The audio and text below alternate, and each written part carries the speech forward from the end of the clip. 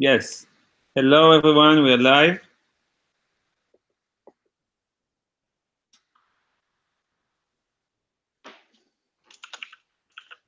I'm tweeting. Hello, we're live. We're live. Yeah, we're tweeting. Live. It's And an exciting moment. it's like, oh yeah, we are live. It's working on YouTube. Let's stop make fun of tweeting. ourselves. Hello, we're live. And it's an exciting moment. It's like, oh yeah, we are live. It's working on YouTube. Let's Okay, so make fun of gentlemen on the podcast, gentlemen, please go to headsets. Let's start with headsets. Hello, everybody. My name is Jim. I'm here with Omer. I'm here with Ron Paris. We're doing a Twitter challenge webinar. We were talking about React security online on the most important place to have meaningful conversations on Twitter. And I got the challenge. Yes, you can XSS React. React does have security problems. And I was told, no, that's not possible. And I'm like, yes, it is. And like, well, let's do a webinar. And this blew up into, well, let's do a webinar on this. And here I am doing a webinar on this. Now, to do a webinar on React security, I'm not going to do that by myself. I brought in the big guns. I brought in the big React security guns, one of the best researchers in this area that I know of. Cue boxing intro music as people walk into the stadium. Da, da, da, da, da. Ron Paris. Ron, what's up, Ron? Hey, thanks, Jim. I don't know if I can live up to these intros, but I will talk about React security. I'm glad to hear that. So Ron, real quick, Ron, my wife was kind enough to make coffee for me this morning, and she asked me, Jim, what do you want? Do you want the solid green cup, or do you want your Star Wars mug this morning? And I'm like, that's a good question. I think this morning it's a Star Wars mug morning, Ron, because you're here. Because you're here. Good stuff. It's a big. I don't just bust out the Star Wars mug every day. Is what I'm trying to say, Ron. It looks great with that shirt. Oh, this is a painting on a shirt, right? This is some Van Gogh, Starry Night, right? Starry. Yeah. So Omer, maybe you could kind of talk a little bit about what brought us to this meeting today. You know, what were you guys kind of discussing, and where are you at with the React security situation? Yeah, so I saw Jim tweeting about like that you can do XSS and React, and this really caught me off guard, because we are using React a lot at Celoto, and as an AppSec person, I feel really good about it because everyone said that React is immune to XSS, so it was like one less thing you need to worry about, and XSS is a really serious attack. So all the time I was thinking, okay, I don't need to think a lot at all about XSS or how we can protect from it. And then I saw Jim tweet. So we started to talk on Twitter, and he offered to do this webinar, which is really cool. Very cool. Okay, so you've been doing a little bit of React workshops there yourselves, and you guys do a lot of development in React, and both for native and for the web. Yeah. So awesome. Yeah, cool. We're using React for the last 2 years. We started with doing it on mobile, and now we are also doing it on web, and it's a really amazing platform. And it's like make a lot of things a lot more simpler. So this is why it's so caught me off guard. It's like, okay, I need to reevaluate what I'm thinking about the security of and what I'm prioritizing.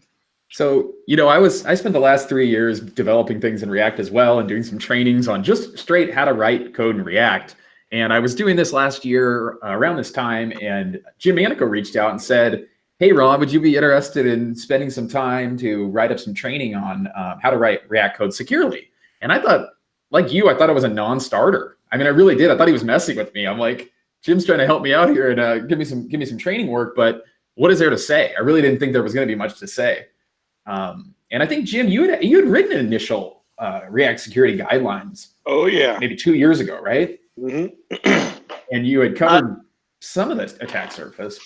Yeah, I went over some of the existing research around the 1.4 era, and made at least a brief presentation on it. And there were some compelling ways to bypass React, even in the early phases of that research coming out.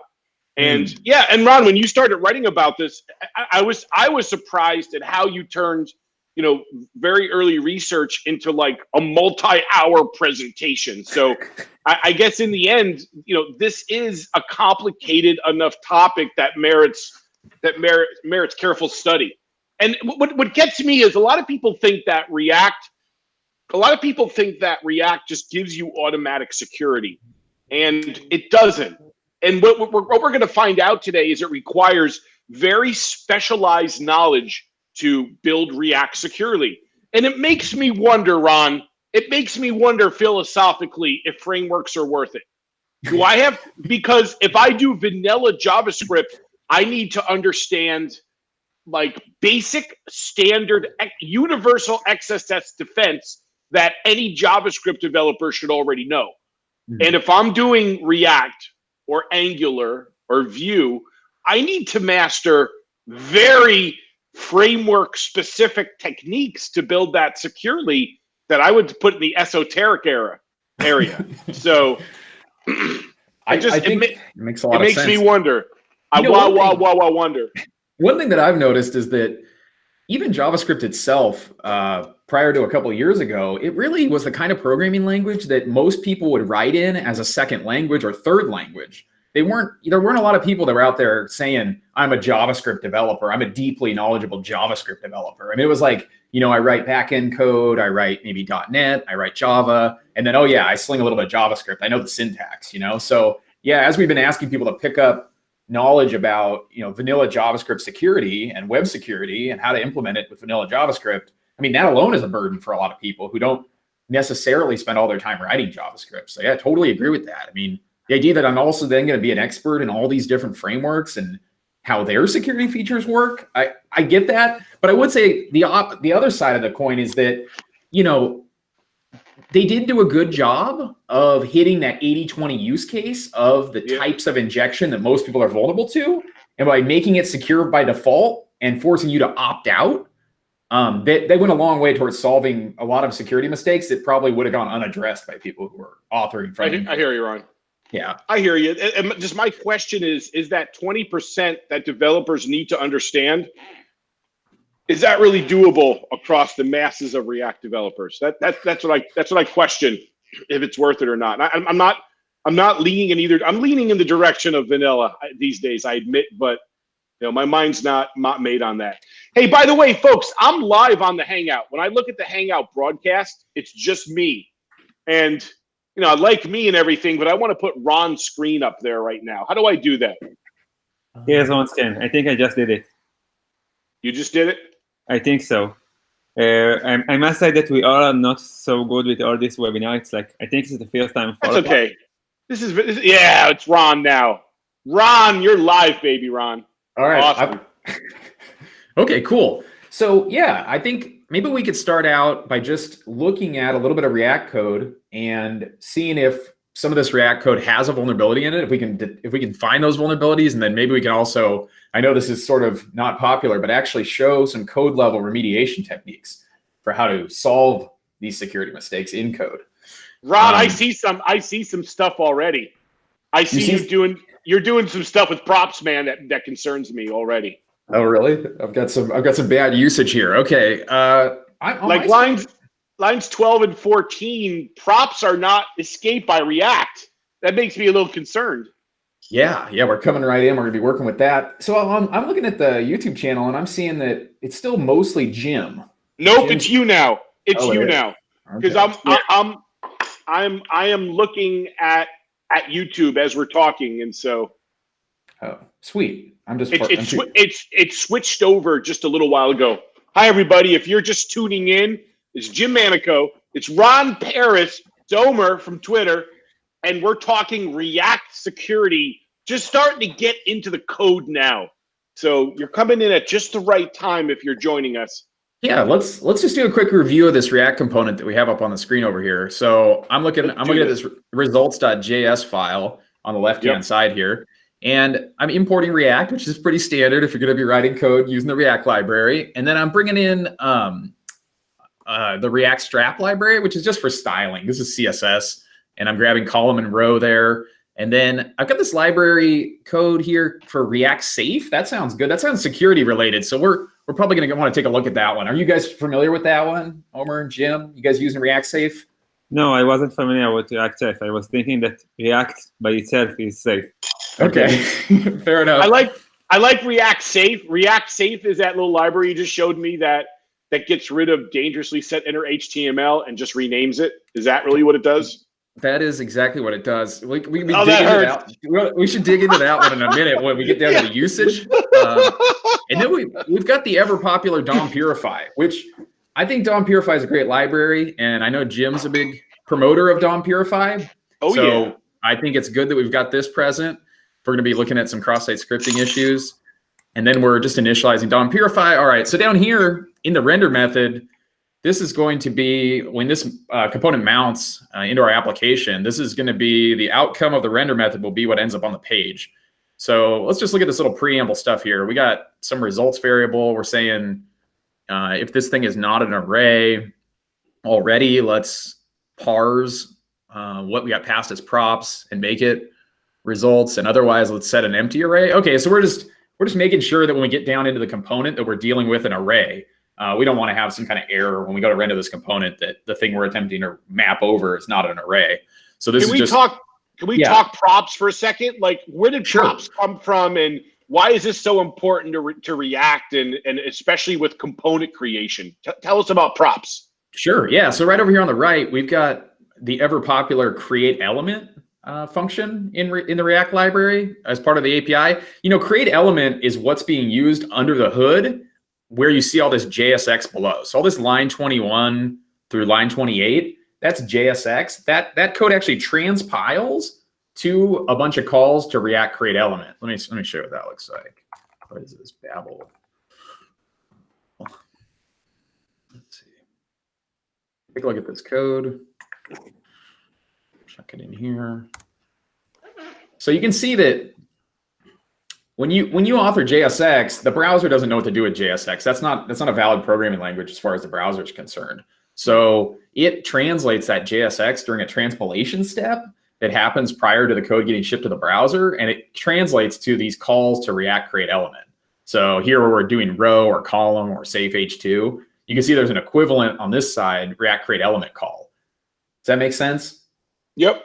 Okay, so those three arguments into create element, right? Totally. Yep. So React create element, we've got something called type, which is a string, which is just the name of the type of component that we'd like to create.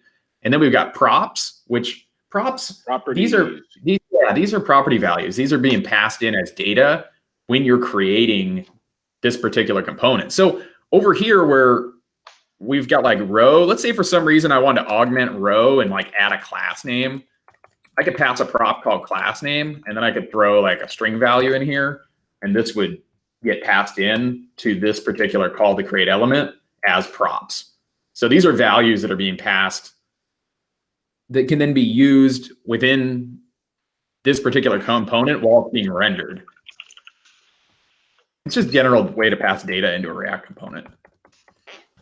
So props don't have any special like security considerations. There's no sort of like validation, automatic validation, or escaping or anything like that. It's a way to pass data from an outer component into some inner component while it's rendering.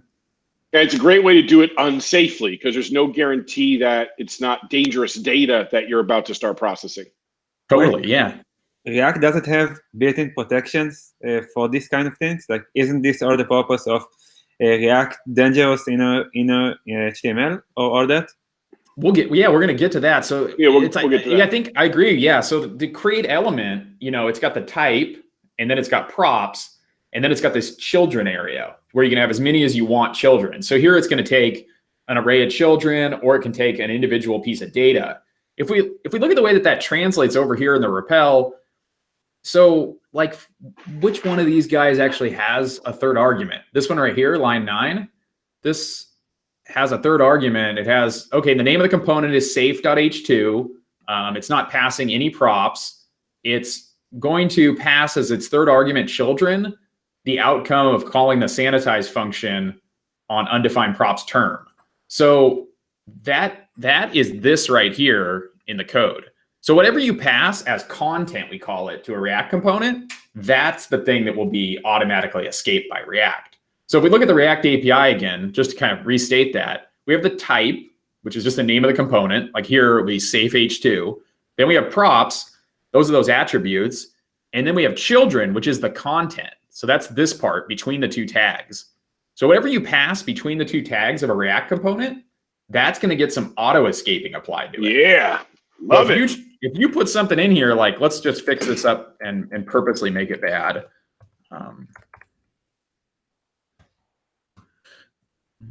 So let's say we did some fancy stuff like, okay, we have a safe h2, and then we want to do like, what's bad? Script? Script team. Yeah, bad. Script. And then classic like alert one. Or we can do like document.body.inner.html equals go Patriots. Okay. But I'm on my own there. Yeah, here's like, we're saying curly brace means we have an expression, and then here we're just trying to put some data in. So we put in this script thing. Let's just do this. And then we look at the page content, and we'll go over here and pop into this guy. Where would this be? This would be like right around here somewhere. This h2. So we can see that, oh wait, we're using the safe library. So something interesting is happening here actually. So let me get rid of this safe part. We'll go back to just spiking this thing with a known bad input that we think React will escape. Okay, here we go. All right, let's head back over here. No XSS, right? That's beautiful. Yeah, it looks like it's been escaped in some way that's appropriate, right? Because it's not actually popping an alert box. It's just showing us the text, script alert one. Yeah, I'd rather see a script on screen than a script stealing my data. Yeah, so I would say that's probably what you were thinking of, right, Omer? That's that default escaping that you're expecting. Yeah, I think this is like the end of the webinar, right? Like. No. Sit down, Omer. We got some bypassing to do. Don't you worry. Okay, so yeah. Oh, just let me clarify. Omer was just like, "This is great. React automatically escapes. We can end the webinar now, right?" And I'm like, "No. It doesn't work that way." But that was a good try, though. That was a good try. Yeah. So let's see what's going on here. All right. So if I was doing this thing where I'm trying to put script contents on the page, but I was being paranoid, I might want to use a safe component library like React Safe. And I would is this a non-standard component, would you say, Ron, or a standard component? So this is like, let's say I went out into the NPM repository and I typed React Security, React Safe components. I was searching for a way to solve this problem, just to be extra careful that I have defense in depth, that I have layers and layers of security that will, make my life good. I might run across this library that was written by this person, and it looks like he takes whatever contents you put into your React component and he inserts it into a prop called dangerously set inner HTML for you. That really upsets me a lot. So what this guy's done is the Facebook team created a feature, let's call it, where if you really want to inject content into your page, you have to explicitly opt into doing that by using this prop called dangerously set inner HTML. And you have to pass it an object and have an __ HTML property on that object set equal to the value that you'd like to insert into your page without any escaping. So it's like a pretty serious opt-out, right? I mean, it's pretty obvious that this person is opting out of security by doing this. But they've wrapped that in a library code and called it safe. So anybody who's using their library would not be aware, unless they were doing code audits, which we should all be doing, right? Of this library. Why is this allowed to stay alive? Why is this allowed? Why is this okay? I think he thinks he's doing a service to the React community. This gentleman actually does participate in discussions about security on the internet, and in some cases, is very helpful to people. So I think it's just one of these weird one-off sort of deals where there's a miscommunication about the purpose of the library. Yeah, what he's saying is that it represents, he's like, dangerous is misleading. He says it represents something a programmer considers safe instead. So it spams the vision with irrelevant signals of false danger, decreasing the capacity to notify real threats. So what he's saying is, look, when I use dangerously set inner HTML on static data, that is safe to do. So I'd rather say it's safe to render static data rather than say it's dangerous to render static data. And so he's thinking of like, you can use dangerously set inner HTML for two use cases, right? Where I'm feeding in props or I'm feeding in untrusted user data, and that's dangerous. But if I'm using dangerously set inner HTML and I'm giving it a static chunk of markup from my own code, that's actually safe to do, even though it's not encouraged. So that's his argument, even though I'm not sure I agree.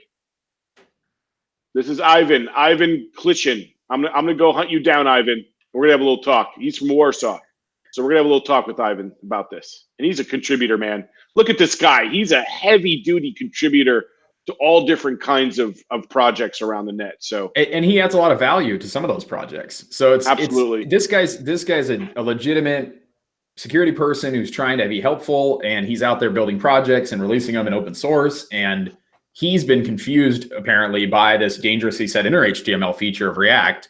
And he's saying that a lot of the projects he works on use dangerously set inner HTML extensively.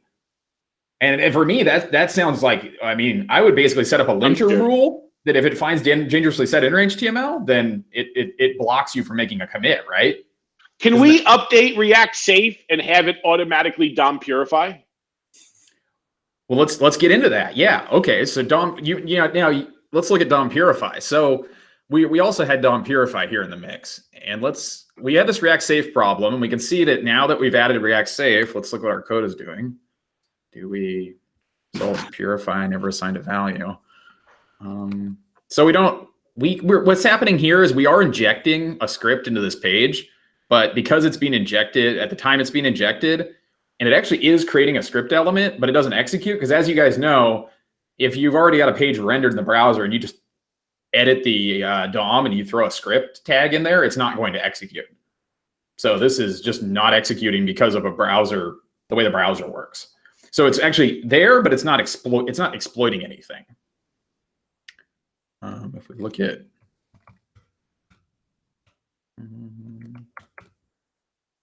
do this though, does it?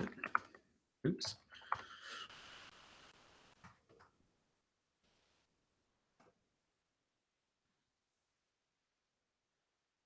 So now we're getting object because the outcome of calling script is returning a React element.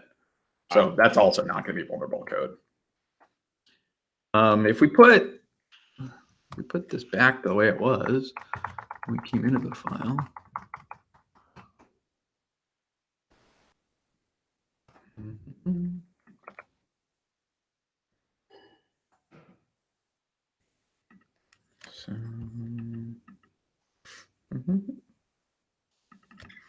So we've got the safe thing happening, and we're able to create a script tag, but that's not any use to us because we're not executing script content. And then we've got purify sanitizing the term, so if we put something in there that would be some other way to create some script contents in the page, then this would also sanitize that case. But there is an attack that could be successful here, I think, which is something like this.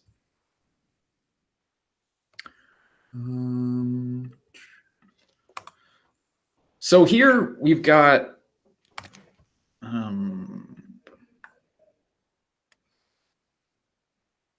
here we're able to add content to the DOM. So we're adding an H1, and then in that H1, from attacker controlled data, we're able to insert a form. And that form has an action that goes to an attacker controlled URL. And it's just asking the user for their input and confirm with a button. So if you put your social security number into this website with a trusted green lock, and then you head over here and confirm, you're going to send your social security card number to an attacker controlled domain. Not cross-site scripting, but content injection. But so what's the difference, right? So cross-site scripting is when you're maliciously executing script in an application in the browser of another user slash victim. And content injection is when you're able to inject either possibly markup or just content that's gonna harm the app in some way. Did I get that right, Ron? Or maybe even inject like other React components, but how's that, Ron? Yeah, so exactly. Like you're able to take some kind of, here you're able to just pass through the URL bar some text, which is data, but then the way that the browser interprets that data causes it to create elements in the DOM, but it doesn't allow it to execute in a script context for this page. So this page is not executing a script on my behalf, but it's building DOM on my behalf. And I'm using an exfiltration technique, which is I can define a form action, which allows me to, when the user takes an action, do something dynamically, which is visit my page and pass me data. So it's not cross-site scripting, but it is a vulnerability. Absolutely. Would you agree, Omer? Yeah, but if I understand, it's happened only because you use the safe library, right? If you use pure React, this wouldn't happen. This is 100% right. Yes. So we go back here, we pull off all of our safety and security features. So we go to take that out. We just do a regular old H2. And then we right here, just get rid of this. Let me believe in it, at least. What's that? Let me believe that React is safe. There you go. Okay, you're 100% right. Look what happened. We no longer are able to build DOM using this prop data, because this is the default escaping that is provided by React. If you attempt to pass some data in as content, it's going to get escaped. That's just the default behavior of React. So here we go. Let's take a peek at the DOM real quick. Look into this H2. There it is. You cannot inject content. So it's yeah. So all is well with the world, right? Yeah, that can go on. No, this is not what was intended. No, this is not what was intended by the developer. Okay. Well, I would say that, you know, if I was assigned a ticket that said that the people were able to create forms on the website inadvertently using attacker controlled data, I would just strip out the safe, and I would strip out the purify, and I would ship this. Maybe Jim has a reason why that's not appropriate in this case. Tell me that one more time, Ron. No, I'm just saying, I think this is remediated at this point. I agree with Omer that this is a remediation. We just did a remediation. We've removed. Go ahead, Ron. No, go, Ron. We removed the safe, which was causing it to do an injection attack successfully. That was the vector that was allowing that exploit to be successful, was that we had this dangerously setting inner HTML happening underneath the hood in that safe component. And then DOM Purify wasn't helping us at all, because DOM Purify doesn't concern itself with escaping HTML content. It's concerning itself with escaping scripts. So I would say that this is now not an exploit. This is not a successful exploit. If you were expecting your props.term to be JSON, or you were expecting it to be some kind of markup, then this would not be remediated, right? If you were just expecting a string there, absolutely, this is now remediated. So it depends what your intention is there, Ron. Okay, cool. So I think, well, the way this page is supposed to work is, let me show you. I think we're good, because the way it's supposed to work is you're on the portal profile search functionality, and you're searching for Foo, and it's giving you search results, Foo Jones and John Foo. Oh yeah, this is remediated then. You did just great. You did great, Ron. You're a remediator. You remediated. So let's ship it. Yeah, I think it's good. All right, no trick here. Ship it, man. Ship it. Close the webinar. Do we have time to talk about one more successful exploit in a React application? We haven't even gotten started, man. Let's take a peek. Okay, what's next? Okay, I still feel good with React. I'm feeling good too. No, it did its job. See, here the mistake was not the author of the React library. The mistake was in the usage of the React library by this third-party developer. And also my misunderstanding of how DOM Purify helps me. So DOM Purify is not magical fairy dust I can sprinkle on an exploit, makes it disappear. It's Thank you. It's still possible to have an exploit, even with this Tom There's code. there's no silver bullet. No silver bullet, Ron. Are you going to take over that podcast name? Is he retiring it today? No. That would be great. Yeah. Okay. So what are we talking about? Exploits in React. What do we got here? Next up. What is this? So if we had some more functionality, let's view this. Where are we going next, Ron? Guide us. I'm going to tell you in 1 second. Okay, so here's our social network site, and we've got a user's profile page. So this user's profile page, the content that we see on the right-hand side, the About Me, where it says first generation American, the favorite color of red, and the follow me on Twitter link, these were provided to this, that was provided by the user to this application. So if we look back at the edit page,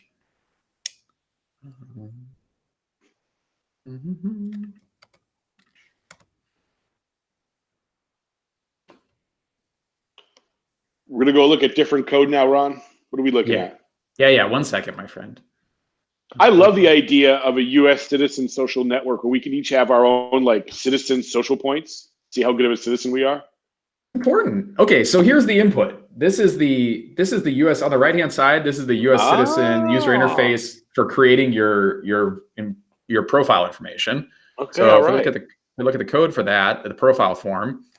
So here we're saying, yeah, give me your full name, give me your photo, give me this other information like your file, your Twitter URL, favorite color, about me. So this is all data that the application is taking from a user. And then this other page is where we're rendering that user-controlled data. All right. I'm loving it.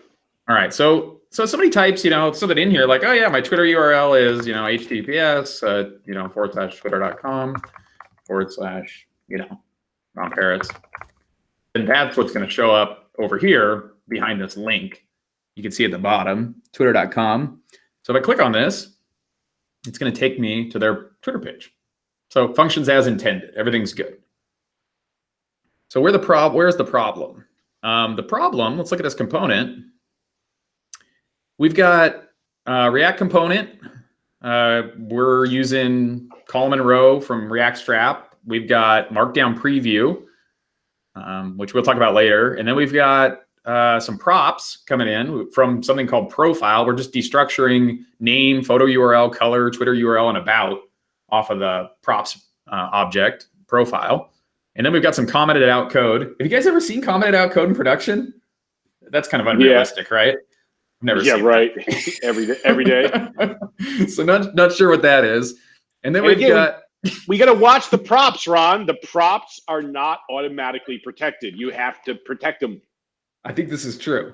So return, and then we're returning this big block of calls to React create elements. So we've got divs and rows and columns, and so here's those props: name, photo URL, about. Protect them. Yeah, but I know it's good that you're a student. You notice that we have to pay attention here because they don't even say props anymore. They've been destructured up here and made into these fancy vanity JavaScript variable names that don't carry much context with themselves. But you're putting them in safe context. You're putting them in the double curlies or your single curlies, which will escape for us automatically. So far, it kind of looks okay. Are we all good? What do you think, Omer? Where are we at right now? Do we have any exploits on this page? So I have inner knowledge from here. No, but I want to say yes. Okay. So I feel safe. I don't feel safe all of a sudden. I suddenly feel unsafe, Ron. What's making you feel unsafe, Jim? You're sticking a prop in a source attribute of an image tag. And even when you have a URL that's escaped, I can put some funky, dangerous things into there that escaping is not going to help you. Where escaping is not going to help you. You need specialized validation. So I just want to know, when I saw your code, Ron, and I saw you putting untrusted data in a source attribute, I want you to know something, Ron. You made me feel unsafe on this podcast. I'm just saying. I'm just saying that, Ron. No, I feel unsafe, Ron. Yeah, and there is also the href down there. This is also bad news? Yeah. Yeah, absolutely. Yeah, you're putting another raw piece of data in a URL attribute. It makes me feel unsafe. So if we go back and think about the contract we have with the React API for the create element. Also, Markdown preview. That makes me feel a little suspicious. That makes me feel what's the right word? I don't have a good trust relationship with that line of code either on line 40. I feel like Markdown's gotten a bad rap, right? This last year or so. Yeah, Markdown is, everyone's like, oh, you can't have XSS through Markdown. I've heard that hundreds of times in the last couple of years, and I would like to challenge that notion today, Ron. Okay, yeah, let's dig into that after we figure out what else we did incorrectly here. All right, so I got all right. So I got photo URL, I got Twitter URL. These are attacker control values. What is React going to be doing for me if I go to the React create element API? What does React create element do to escape props? Let's see if we can get any guidance here from the documentation. So we've got create and return a new React element of a given type. The type argument can be a tag, a React component type, or a fragment. Code written in JSX will be converted using React create element. It will not typically invoke React create element directly if you use JSX. See, learning. Okay, so there's actually nothing here. I felt like there used to be something here that explained the security feature of React create element. So at this point, we're at a total loss as to, does anything get escaped automatically by React? Do props get escaped? What do you guys think? Props get escaped? Oh, definitely not. Definitely not. Are we sure? Is that a consensus? What do you think, Omer? I really hope so. Like, nope. I really hope so. I like that. Definitely not. That's hope. That's hope. That's called hope-based security, and it tends to not work in my experience. All right, let's see the anticipation. I'm gonna say no way. Coming in with a spike here. Yeah, let's see if we get any kind of script context executed. No way, Ron. I'm going to follow you on Twitter, and I'm going to run your script. Boom! Oh, Homer! Oh, Homer! Where did that thing come Pop from? and React all day long. What happened? Now let's put this in the image. It will be a lot more fun. I don't know how to do that exploit. Actually, I don't have a spike for that one. Oh, I was thinking that if you do the same for the image associated, the same thing will happen. You can't control the image from the user input? I thought that in the browser that the API no longer supports executing scripts in the image contents, but you might be able to inline an SVG with a script tag in it. No, you can just do an anchor tag and you're in. Get out. Okay. You just do an anchor tag with a JavaScript URL. Click execute. Try it out. Pull my hacker card. Okay, let's try it. Photo URL. What do we want to put here for the photo URL value? Make it so the image is a link to the image. That's a common feature where you click on the image and it will pop the image in a new window. So if you take the same photo URL and wrap it in an anchor tag, I say it pops. Boom. So right here where I have HTTPS, can you see my cursor in the URL bar? What should I put? Well, that's the photo URL. You want the one we're attacking? Yeah, no. What I'm saying is, put JavaScript alert 1 for now. I like to do defacement. I prefer defacements like document.body.innerHTML equals single quote yo single quote semicolon. That's my preference. So actually, I don't like to do alerts. I want to show something. So Ron. Let's do it. Come on, Ron. All right, come on. Let's do some elaborate spikes. Here we go. Yo. No, not alert. Document.body.innerHTML. Just make me feel better. And no alert. You don't even need alert there. Okay. We're just gonna run some JavaScript. We're just gonna rewrite the whole page contents.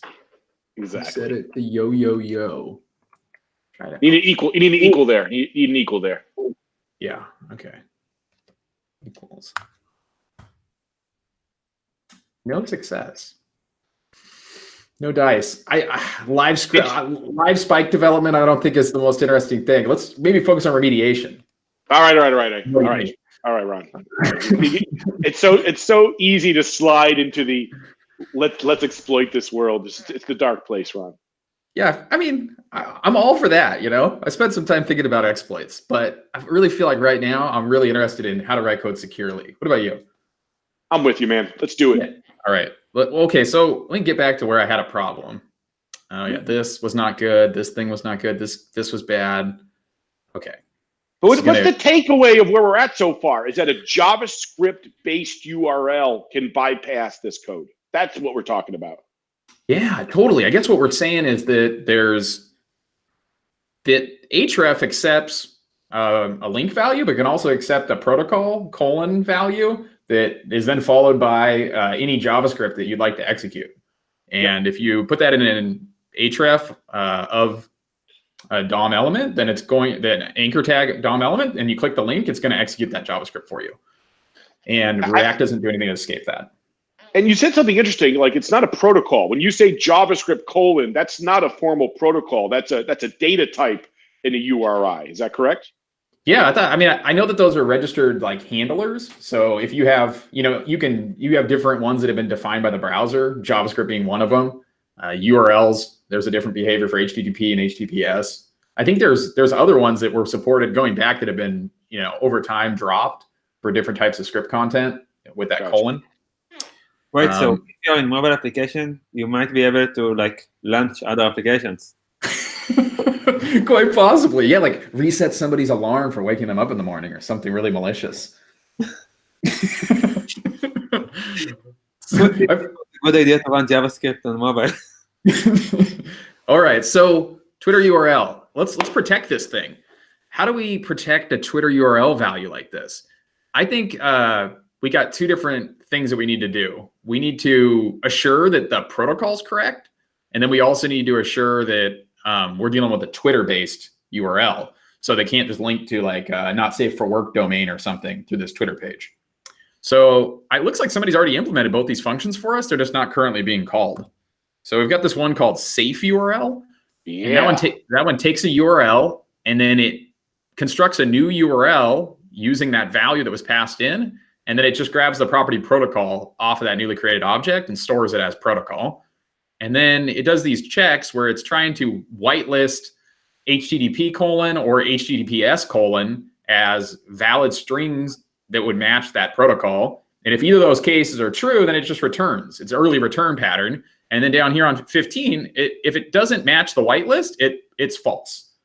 So any bad URL or any non-HTTP or HTTPS protocol should false this out. Totally. And I'm kind of opinionated on this fact, which is that you should do things this way. You should check a whitelist. And if things don't exist in your whitelist, you should default to deny. I've seen this implemented the other way around, and it gets difficult to come up with every bad case and try to come up with a blacklist.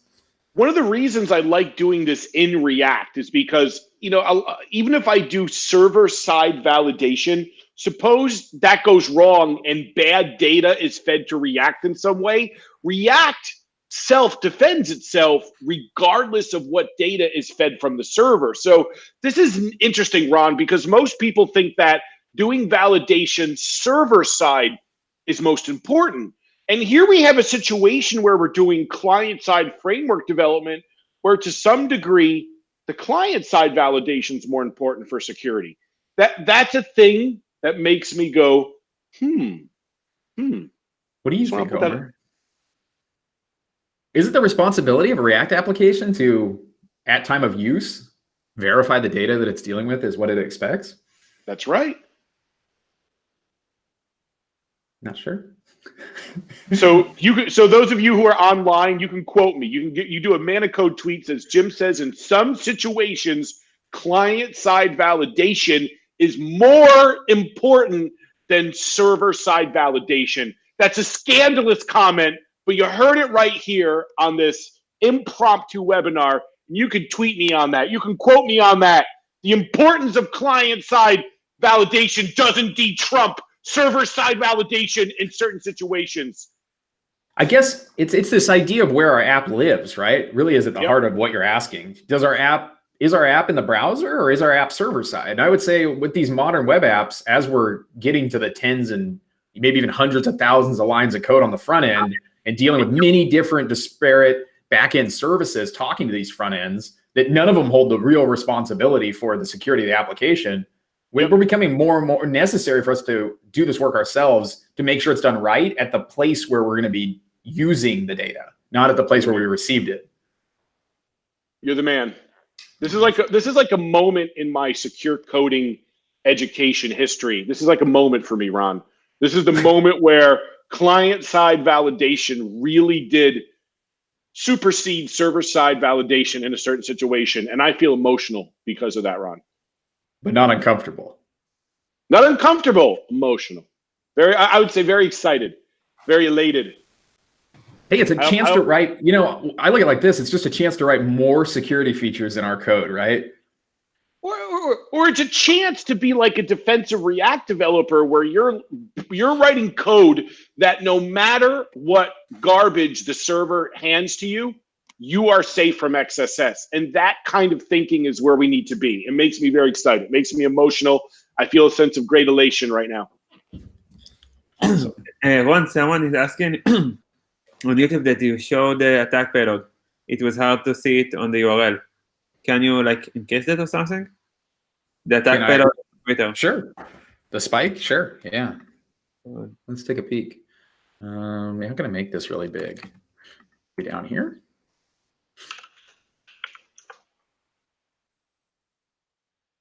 So we've got the Twitter URL being set equal to the JavaScript followed by the URL encoded colon, the alert, the bracket encoded, the one, and then the bracket close encoded.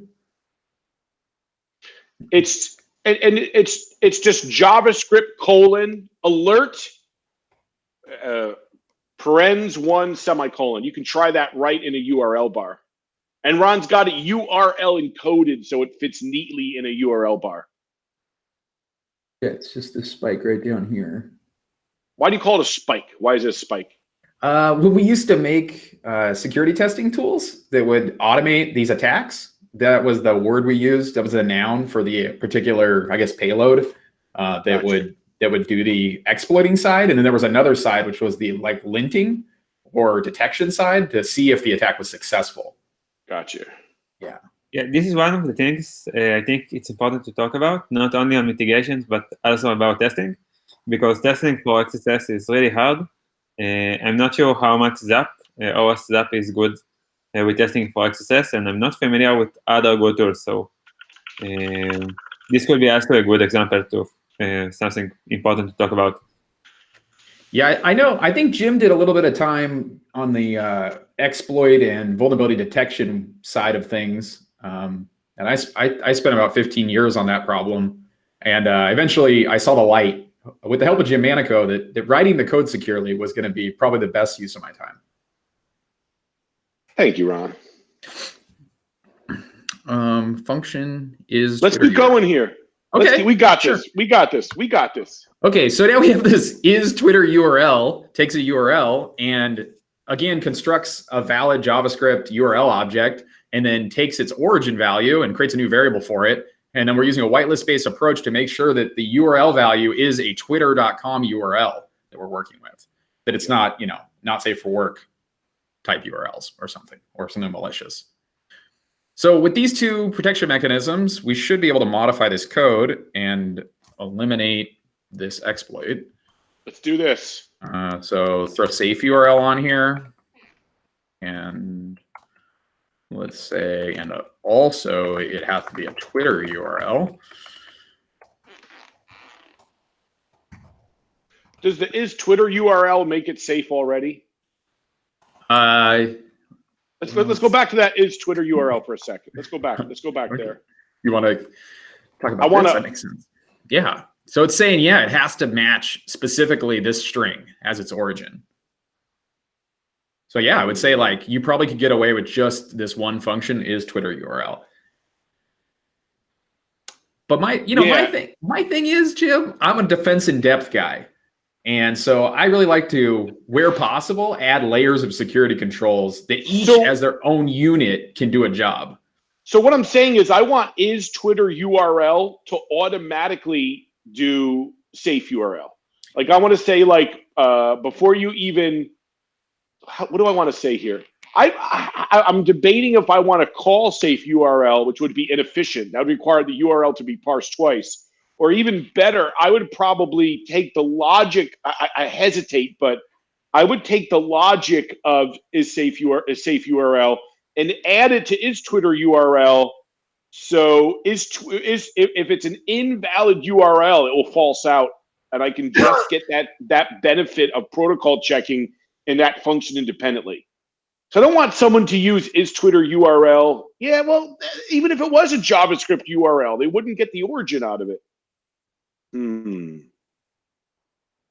see what I'm saying here, Ron? I'm just leaving the air open for more discussion. I definitely understand what you're saying. I think it's interesting. What would you think the flip side of that would be? I see a couple of reasons for doing it both ways. The flip side is I'm now taking security logic and spreading it to. Here's two things. If I just use the safe URL function in is Twitter URL, then I have the inefficiency of calling new URL and parsing the URL twice. If I take the code that I'm not doing that I'm not doing object-oriented, I'm not doing object-oriented, I'm not doing code reuse properly. I have the same logic in two different places. But if I leave them as separate functions, then I think that code is ugly. Like, so I want to make a third function. Here's what I want to do. I want to make a third function called is safe Twitter URL. And I want to check, I want to be able to run it once down there in the code and have it handle both defenses. But we're just debating. We're just chewing on it. What do you think? Or just make the function get URL instead of string. So you will do the parsing once. Totally. Yeah, if this was a typed deal, like TypeScript, we could even require that it be a valid URL in the sense that it actually is a URL object. I think that would be the right move for the argument. So we get rid of that inefficiency. But then there's still this thing of, we're doing this. So if I came across this code in production, I wouldn't enjoy the fact that these two functions were defined within this React component. I would expect that these functions were provided by a utility library, which was being included and imported at the top. And they probably don't live together, right? Is Twitter URL and safe URL are actually two different types of validation. One of them's like syntactical and the other one's semantic. Yep. So syntactically, I want to know that it's a URL. And then the other one, I want to know semantically that it is a Twitter URL for the usage this application is considering using it in. The other thing I want to note is that we're not doing any validation of the actual username. So the user is going to, and we're not even checking if they have the username correct, because we're expecting twitter.com/Twitter username.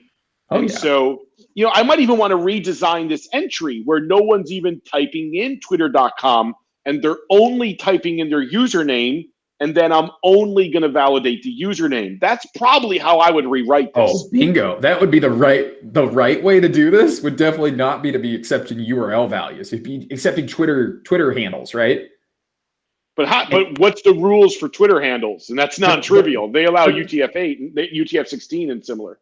But then you also would probably want to be doing some identity claiming. So you'd probably also want to add a feature where they had to share a secret key via their Twitter, and you had to read it off of their timeline and then make sure they are who they say they are. So they're allowed to associate this particular Twitter username with their particular. Oh, dude. I've seen that. Well, if they're just adding a link, I think that's okay. If they're like dumping the feed, I think they would need some kind of OAuth relationship with Twitter, but I don't know for sure. I think there's quite a few security controls. We could threat model this thing, right? We could really add some layers. We should do that sometime. We should make the most defended Twitter URL React component that ever existed.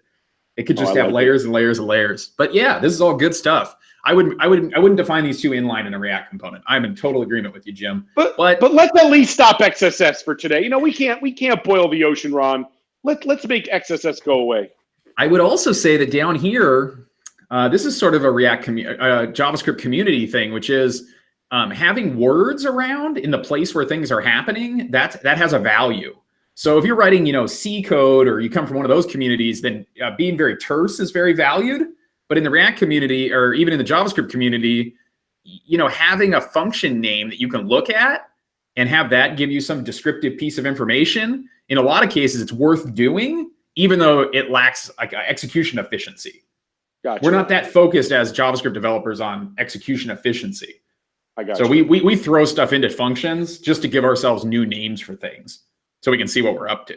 Have you seen that, Omer? Or would you agree with that, or is that not how you do things? Then, Well, I'm trying not to write in code in JavaScript because I don't have JavaScript. Oh man! All So right, I so say nothing on that. all yeah, right. that's what I would do then for the is Twitter URL function. I would at least say if the URL is not safe, then return false as a good little validation check at the top of that. That's what I would do. That's just me. All right, we've got You missed, some secure code in here. Yeah, you missed like parentheses there.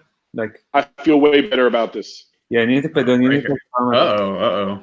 This is always going to be true. Yeah, that's not good. You right here? David Penfold from France said, and you can always do is safe URL with the URL and the domain as well as two different arguments.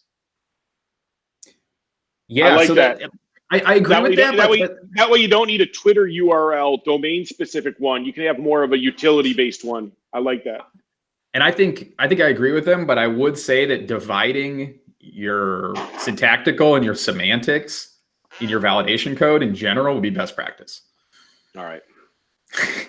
All right. So did we solve this one? Can we ship it? Let's see. Well, no shipping. None of this shipping yet. Can we ship it? Look at this. He's like, come on, Jim, can we ship this? No, I'm a security guy. No shipping yet. Not ever. Okay. So no, never. Go back to the image tag. You have to be at the image tag, Ron. Hold on. I want to put a PDF. I'm going to put this finding in a PDF document, and then I'm going to circulate it with management, and I'm going to create an Excel spreadsheet to track its priority. And then in about 6 weeks, we could take a look at a remediation. Oh, no, wait. Oh, say, can you see? I feel so patriotic with the U.S. Citizen Social Network tracking app from the U.S. government. Okay, so we've got follow me on Twitter, and it's benign now. It doesn't do the thing anymore. Good job. So that Twitter URL JavaScript alert URI is not firing anymore. Now over here, I got this follow me on Twitter, the same page, and it redirects. Yeah, baby. Oh man, we're solving vulnerability. We're solving all these vulnerabilities. I'm still not happy about that image tag, that shenanigans in your image tag. I'm not happy with that. I'm not happy with that at all. Post in the comments. I'm not even a little bit happy with that. So did you want to look at the security of Markdown preview just shortly? Can we look at that? Ron, we can go any path that's going to make you happy. I'm ready for this. Well, actually, Omer, were you surprised that this was possible? This exploit? Boom. Yeah. There you go, Omer. We officially got some surprise. All right, so Markdown preview from NPM. Markdown. Okay. So we've got this package here. What does this thing do? It writing Markdown is an amazing experience, and setting up all components in the parser is kind of a pain. Okay. So if you want to give it some Markdown and put it in this value, then it will render it as Markdown. That sounds good. Oh, looky here, options. Markdown preview takes a value and it takes something called a marked options object. And in there, it has something called sanitize set equal to true. Oh, we like that. It sounds good. That sounds really good. You never know. Safe things do unsafe things, as we've learned recently. So who knows? Yeah. Let me see if I got an example here of this code. Show me about this. What's Smarty Pants? What? Markdown Smarty Pants. The very end of that list there. Oh, geez. I don't know if it's false. I feel like I want to be smart. Let's check that out. How do we Smarty Pants? Okay, these are the options. Smarty Pants. No, I'm not going to go down that rabbit hole. Sorry, I don't know what that is. Okay, so let's see. Sanitize true, and then we pop back over here. This is the actual code that this dude committed in July of 2006 that's concerning itself with this options value.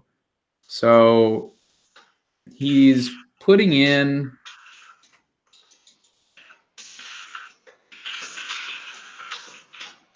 So this is interesting. This options value is used, and then he uses marked, and he inlines whatever's passed in as a link, and he throws the contents into an href. So this actually introduces a security vulnerability into this library, even though Oops. Wow. he's using options. This is not Nope. secure. This is not secure. Again, the JavaScript link, the title is safe, the text is safe, but the href is not. Right. Right, So, because remember that, Omer, that the text will escape in the HTML context. The other one is an attribute, but it's a safe attribute that's not expecting it to be a URI. And the third one is an actual URI attribute context. Again, in certain browsers, in certain situations, JavaScript data links can pop there. so he's got, let's see, he's got Markdown preview as a React component, and it has his options, and the option for sanitize is set equal to true. And he's using that right here when he calls marked, which marked takes text content and returns a HTML. And then he takes whatever HTML came back and trusts it and uses dangerously set iter HTML to create the content of the page based on that markdown that was part. I don't know about that, Ron. Well, it would all be fine and good, except that he did this crazy shenanigans right here, where he takes the renderer that he plans to use with marked. See right here, new marked renderer. He overrides this link value and he sets it equal to this special function, where instead of doing its normal behavior, which underneath the hood marked would do the right thing, it would do the escaping. But because he does this shenanigans right here with this new marked renderer and sets link to equal to this custom function, and then takes whatever was passed to link as href and uses it as the href attribute value. Boom. He just introduced cross-site scripting into anybody who writes Markdown. And this is only in certain browsers. Certain browsers will actually not. I think Firefox will not fire this off in certain situations. But that's good news.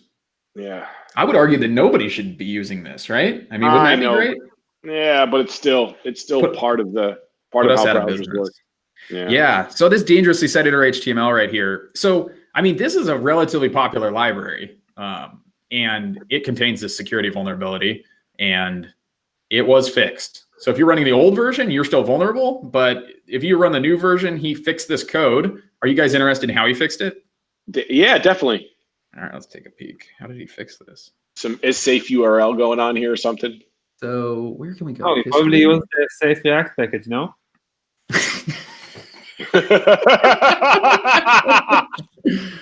The ever popular safe React? Fix this in 2000. What did he do? I'm ready. Where is it? Where can we go to find this? The pluses. So I think it's in the pluses, no? But look, this is not the code. So where did he fix it? He fixed it somewhere. It's in render? Maybe. Components. I thought we just saw him change it there. No? But he's fixed. That's where he's adding the vulnerability. That's yeah. See here, this is him creating this link render. This is him introducing the vulnerability into the code and using the dangerously set. Let's go find that fix, Ron. I think. You think he's fixing it in a different place? Maybe let's go to his PRs. Maybe that's where this would be. Maybe he's got. Welcome my pull request is open. No. How about is closed? Yeah. Oh, you know what? I'm on the wrong fork. I'm on this other guy's fork of his thing. Okay, oh, you're forked. Oh, you're forked. Okay. So that was the code that introduced the vulnerability that was accepted, the fork that was accepted. This is the actual production day-to-day. This is the stuff you get if you ran the code today. All right. What do we got here? There's that href being added. Oh, snap. Look, he's still overriding the render link no, function. but look down there, Ron. But look what he's got going on now. On line 54? Is that what you're looking at? Yeah, baby. What is he doing? What is he up to? He's DOM purifying. You can't get JavaScript URLs through DOM purify. So that looks how is he able to? Dude, that's whacked. That's super whacked, but it works. Look up here. What is this? A line 6? Import JS DOM? JS DOM is, as you guys probably know, a library that emulates an entire DOM environment.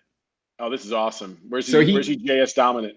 So right up here, he imports JS DOM so that he has access to a DOM so that he can instantiate DOM Purify using create DOM Purify. Oh, gotcha. I think he's JS DOM D. Yeah, right here. So new JS DOM and he renames it to. So he takes window off the newly created JS DOM environment rather than just using window in the browser, and then he creates using DOM Purify a new DOM Purify object, which he can then use down here. Might be unnecessary. I mean, creating an entire virtualized DOM environment just to use DOM Purify, I don't know if that's required. Is it? Can't you just use the default window? I mean, that's a question for you guys. I believe so. I don't know, but I believe so. Yeah. There might be some like object-oriented, encapsulated reason to do it, because maybe the window version. You know what I like about this? If the windowed version has been configured in some way, then this would grab a fresh instance using default policy. So that might be what he's really trying to do here. I think that's worth digging into. I'm going to investigate that, because I had thought that it was unnecessary and maybe just code bloat to bring in JS DOM. Right, but look, but it's in the example code for DOM Purify. He shows this in his. There's even more bloat here, because look what he's doing. He's assembling all the markup through the render.link. He's building the potentially dangerous URL. He's sticking the untrusted data into the href attribute. It gets escaped, but as we know, escaped JavaScript links will still execute. Then he takes that markup and just rams it into DOM Purify and renders it. And I guess that's okay. I guess it is, but I think what's the right thing to do here? I think he wanted to just check if the href URL is safe or not, and if it's not safe, just drop like a hash in there or something else instead, and not actually put the URL in the href and let that go. And assuming the rest of the markup construction is safe, you shouldn't need to DOM Purify sanitize at the end. Totally. So 100% agreed. And if you dig into the code for marked, which is the library he's using under the hood to do the transformation of text to HTML, if he wasn't doing this override thing where he overrides link and gives it a custom function, link underneath the hood would be doing the right thing. It would be doing what you're describing. It would be doing a contextual escaping of the href value at the point where it's being used. But that's not enough in this case, though, Ron, right? If you contextually escape the href as you put it into a href URL-based HTML attribute, it will still execute. So that contextual escaping is not enough. You want to deep dive this sucker? We can put a pin in it. We can go into marked library and see what really happened. No, there. When it comes to URLs, it's like love, Ron. Love is a powerful thing, but love is not enough. It's not. And in fact, there's a whole song about that from 9 Inch Nails called "Love Is Not Enough." Go listen to that. It's an important song. It's not enough, everyone. Love is wonderful, but you need more than that. And it's the same when you're putting data into an attribute. Escaping is not enough for URL-based data. And you can drop a URL into an href attribute, into a source attribute, into a form action attribute. And if that's a JavaScript, not protocol, but a JavaScript link data type, boom, it will execute in certain browsers. So that escaping is not enough. We need to validate to ensure it's not a dangerous protocol, which what Ron showed us is what. Speaking of which, Ron, that's right on screen. That's what the safe URL utility function does. Yeah, let's see what marked is up to. I'm curious. Yeah, I want to see what they do, because if they just escape, because that's what React does. Escape in the curly brackets escapes, big deal. Right. I want to see what marked is all about with their links. Wow, we're digging. I think this is I hope this is still interesting for people. You may have noticed for me. This is not like a real formal corporate webinar here. We're people who are arguing on Twitter who jumped on a hangout, and we're talking about this stuff. We're talking about it. Whoa! It looks like Regex is here. Oh man, write once, read never. What is this? Oh. This sounds like Perl. Sorry, Larry, wherever Larry Wall is. I love Larry. Larry's a good people. I like Larry. He's good people. I had a chance to meet Larry a few times over the years. Wow, we went from unreadable regex to saying Perl's not readable to speaking our love of Larry Wall. Wherever you are, Larry. Are there people actually still paying attention to our Yeah, I our think we're webinar? I think we're in the weeds at this point. It's all right. I like cruising in the weeds. I want to see what this does. Here's your answer. It's this function somewhere in here. Tag. It's this one. It's link. A lot of lexing going on here. This.options.pedantic. Wow, I don't like it already. Actually, I am kind of pedantic. Never mind. Output link escapes href, escapes title. Do we see it blocking JavaScript anywhere? Yeah. No VB script either. Oh man. Oh look, he pulled out that validation into something called clean URL. Oh man, no VB script URLs. I just feel kind of that. Ron, just so you know, Ron, we are officially in the weeds. When we found markup, we found code in markup. Okay. No VB script links, everybody. We're done. We're done. We're deep. We're so deep in the weeds. Go have a cigarette, whatever you do. Have a drink. David Penfold, who we think is still here. He's in wine drinking time. Hey, watch the Perl bashing. No, Jet. There's only love for Perl. But we found. I just think this is hilarious for some reason. VB script URL blocking. Now that's deep, dude. We went deep. But this is a blacklist, right? This is bad. David, have some wine for us. Drink for us. It's 10 a.m. for me on a Wednesday. I can't drink yet. What time is it for you, David?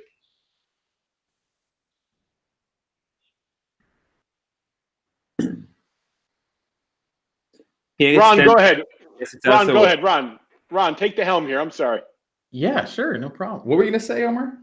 No, I just say that here is 10 p.m., so it also can work for wine time. Wine time, okay. Wine time.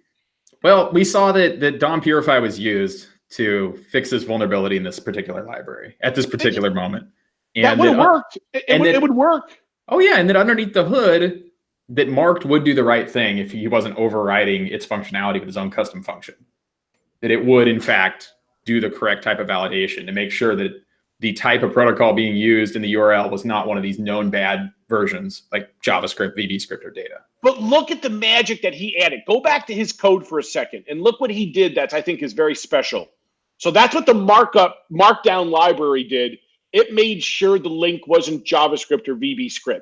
Now go back to his code for a sec. Look this is him, Vincent P. React Mark. Look at his rel no opener no refer. He's adding security in. He's preventing refer leakage in this code by specifying rel as no refer.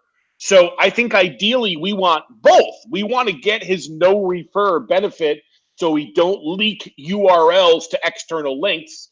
Like I don't want to leak the internal URL to my React code. That's good practice when rendering external links. And two, I want to make sure the href is not a JavaScript or a VBScript link, or even better, I want to whitelist it to certain positive protocols only. Totally. That's a great question, Jim. If we were real investigators here, I'm now wondering, if you look back at the pull request name and the reason why the code was changed in the first place to add in this vulnerability, it's not clear why he did this. He was busy doing something else, and he changed this part as well. But if he had really good, best practice hygiene when it came to code commits and the reasons why he changed particular lines of code, I wouldn't be surprised if there was a security reason why he changed this. Ron, can I direct? Go. I didn't mean to interrupt you. I'm sorry. No, go ahead. Yeah. Can we go back to the weeds for a second? Just one more claw on the weeds. Sure. I have a special affinity for weeds. My mom told me when I was young, like 3 years old and 4 years old, there was a huge field of long grass and weeds in our backyard. And I used to strip naked and run through the fields in our backyard. My mom told me when I was 4. So I always think about that when I think about weeds. So all right. Let's ignore that from your brain. Now look at this code, Ron. They're saying that the URL is legit unless it's a JavaScript, VB script, or data link. That's not whitelisting, Ron. That is blacklisting. That's blacklisting, baby. I'm not sure if I like that. So is there any other dangerous like protocol or it's not even a protocol, just dangerous, whatever, any kind of URI?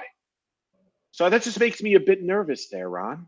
Blacklists always make me nervous. I like to say it's like, if the police distributed pictures of known criminals to your house and you had a policy of letting anybody in who was not in those photographs, that would be a bad policy. Yeah, I wouldn't. that wouldn't work for me. And he's also decoding the URI. I don't know. I'm not as hip to this function as I was a little while ago. So you're saying like the code smell here, the security code smell for you is off.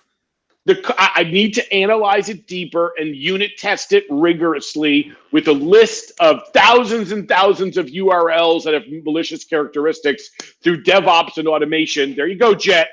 There you go, automation tester people. But I feel the smell is off here. It's also complex. A lot of pieces. There's like 1, 2, 3, 4 major blocks of code logic I need to analyze.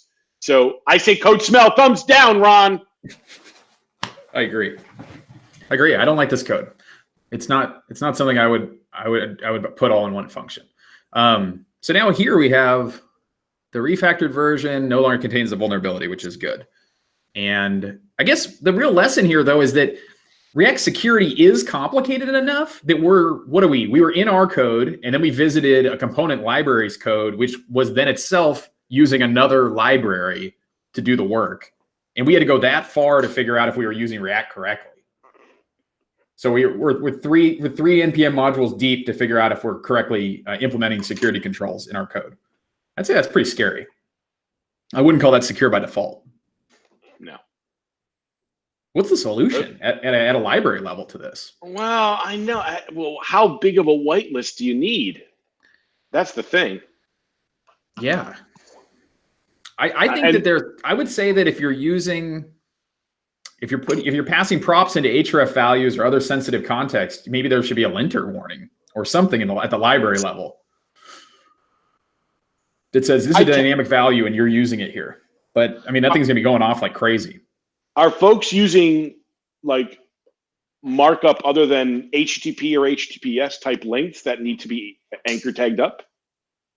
Yeah, maybe the default behavior of the anchor tag is that its href only accepts those protocols. And if you want to do something else, you have to explicitly pass a prop that says, dangerously allow script links. So you can see it very visibly in the API when you're looking at code.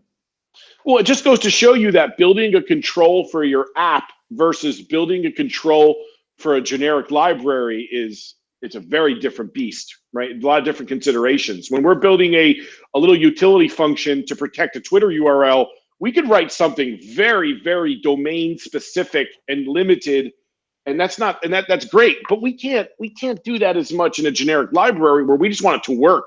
We want it to provide security and just work with minimal configuration, which is probably why they went down this path. Mm-hmm. But that's not always the safest way to roll. It's a tough one. So do you think we've adequately covered the topic here tonight? I think we might have. Are we feeling like JavaScript security, as far as React is concerned, there's some stuff here you got to pay attention to? I must say that I still think that React is not that bad in the terms of security. Like, I'm not convinced that React is that bad. Okay, fair enough. Was that what was put forward, that it was that bad, or was it? No, I was meaning to say like my main feeling was that like, oh my God, React is totally vulnerable to XSS, and now it's like there are ways to exploit React XSS mechanism, but like we need to, but it's like very specific. Like you need to take care of when you work with href and stuff like that. Sure. So I'd say, yeah, I think those are the two big takeaways probably, is that you need to make sure you're not using dangerously set inner HTML, which seems obvious. You need to make sure that your library that you depend on is not using it, or that any of its libraries are not using it. And then you need to be careful when you put things into prop values. So I'll add just a few more ways I'll say it. Like if you're putting a a URL into a URL specific attribute, you have to do your own validation outside of the standard core of React. You have to build your own function to do that validation, preferably in React. And if you're going to use dangerously set inner HTML, you almost always want to use DOM purify or some other JavaScript sanitizer to limit what HTML is going to actually render. And if you just do those three things, right? You're putting data in your curly brackets to auto escape. You're running HTML through the DOM purify when you need to dangerously set inner HTML, and you validate that any link you put into React is only of a legal protocol, or specifically, it's not JavaScript, VB script, or data links. If you just do that, you have pretty good coverage in building React securely, I would dare say. Yes. And the last thing, if I refer to what Jet just wrote on YouTube, is scanning your libraries. Like, there are so many tools out there to scan your libraries and make sure that you're not using something that is vulnerable. So this is also critical, like the thing with the markdown here. What would be your favorite right now? Would it be Retired.js, or would you use the so now you know? Sneak, I think they are the best currently. Like look on the database, on the developer experience, but it's commercial tool. So from the open source, I think OWASP, forgot the name. Dependency check. There's dependency check, and there's and underneath the hood of dependency check, they're using another library called retire.js. So I would look at retire.js. I would look at NPM's audit capability as well. You know, the point I'm trying to make is don't just run a scanner and you're doing security.